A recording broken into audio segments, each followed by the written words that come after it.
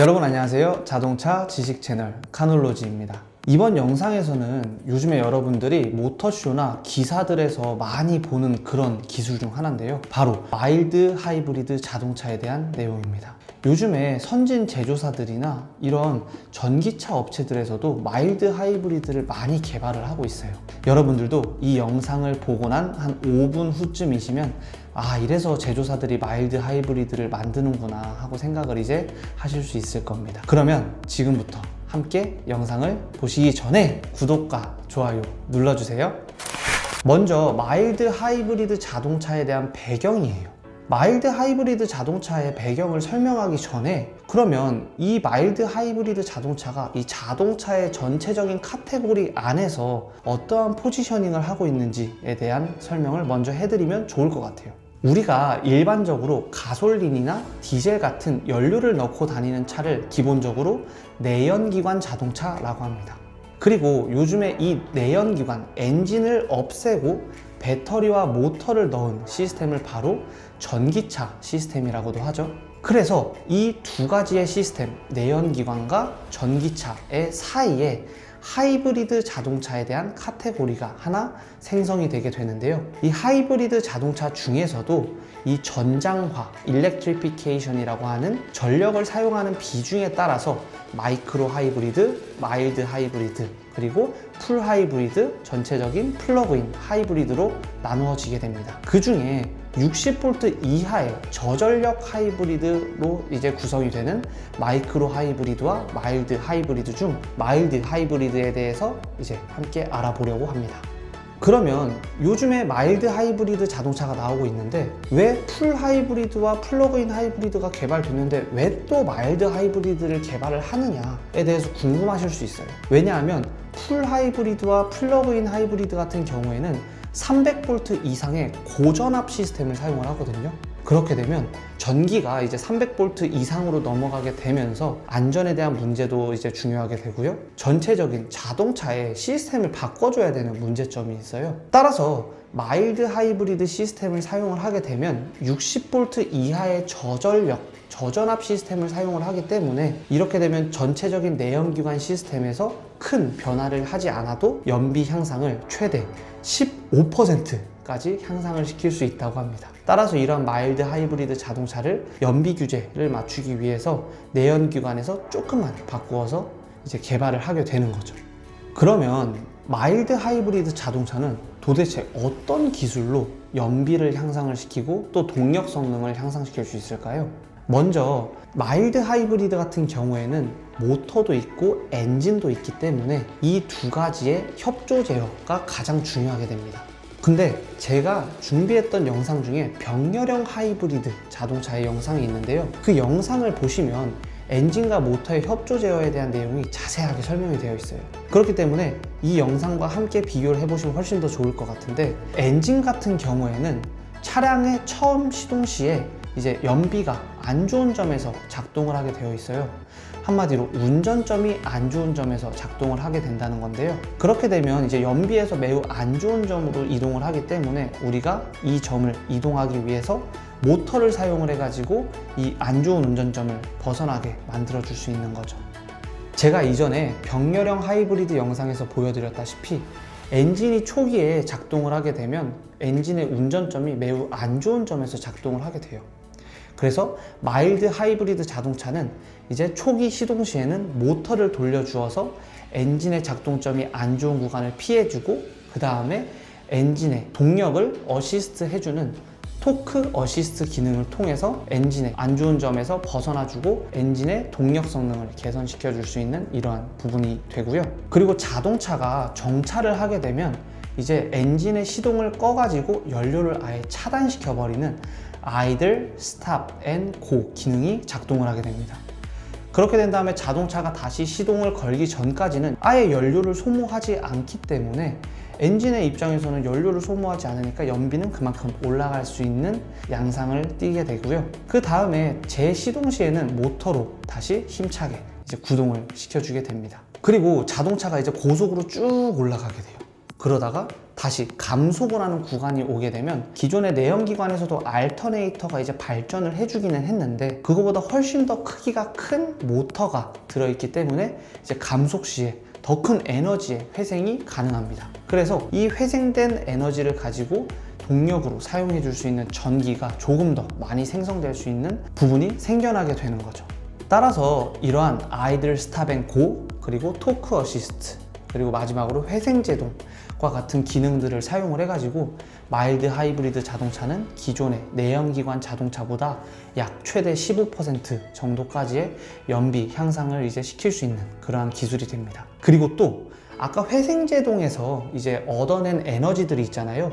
그 에너지를 가지고 이제 어떤 동력 성능을 향상시켜 주냐면 기존의 내연기관 자동차에 터보차저라는 게 있었어요.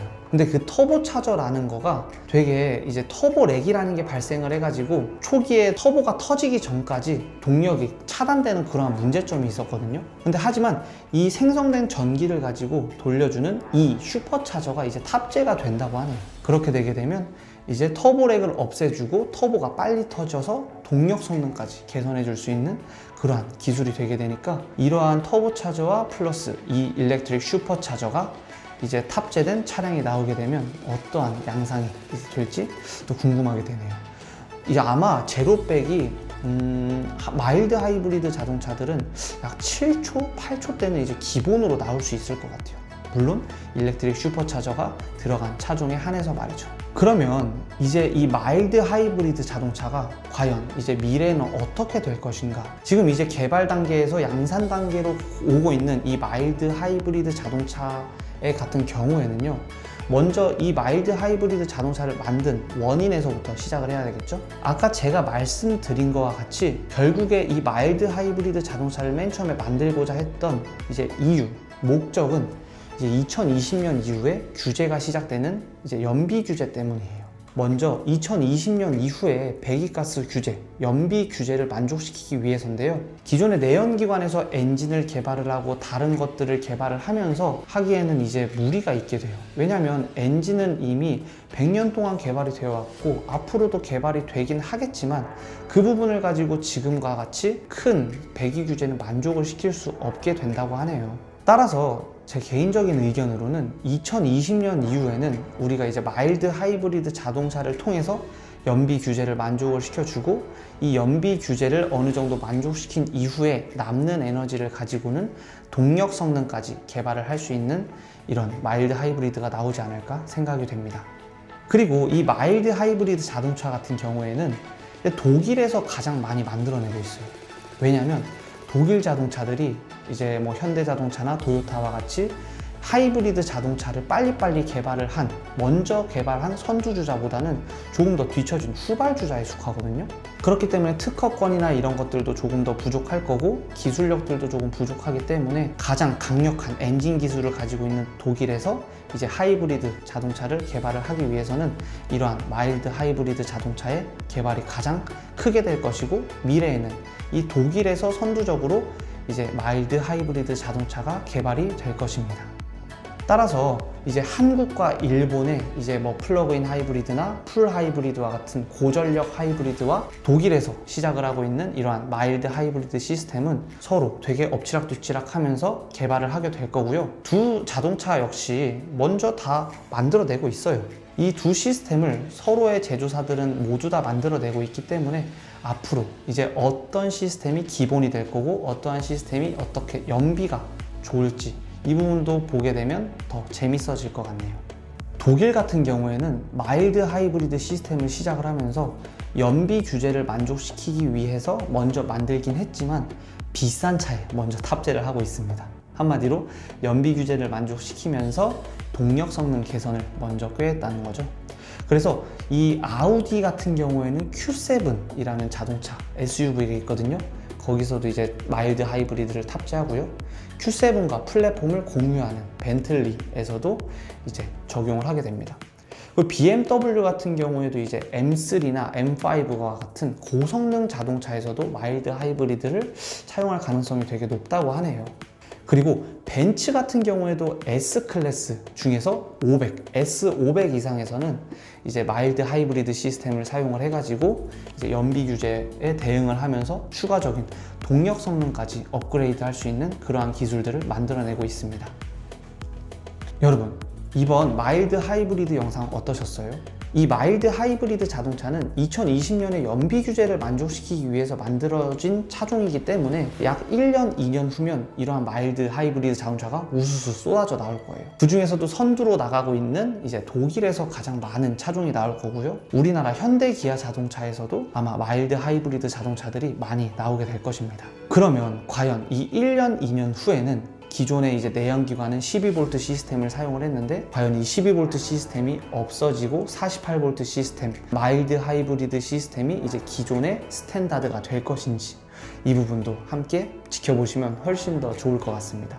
그리고 지금 자동차 구매를 생각을 하신 분들도 1년, 2년 후면 이제 쏟아져 나오는 마일드 하이브리드 자동차가 이거 내가 지금 어떤 걸 사야 되지? 라고 고민을 할 것 같아요. 그렇기 때문에 내연기관을 살지 마일드 하이브리드를 사면 좋을지에 대해서도 댓글을 통해서 이제 저랑 같이 한번 얘기를 해보는 것도 좋을 것 같습니다. 그러면 다음 영상으로는 우리가 이제 하이브리드 자동차까지도 했고 이제 저번에 이제 도요타 시스템 중에서 D4S 시스템 같은 것도 했잖아요.